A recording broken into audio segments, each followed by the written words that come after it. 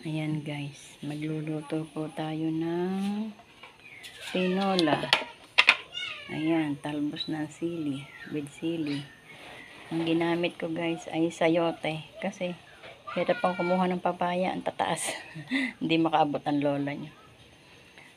Sayote, tapos chicken at saka ayan, bawang, sibuyas, luya. Ayan, magluluto tayo ng ano guys, tinola. Ayan, tinola ni lola. Ayan guys, so, lagyan natin ng kaunting ano, nor cube para malasa kasi konti lang yung lulutuin kong chicken guys. Tatlo lang naman kaming kakain tatlo lang kami, kaya medyo konti lang ang lulutuin ng lola nyo kasi nagagalit yung anak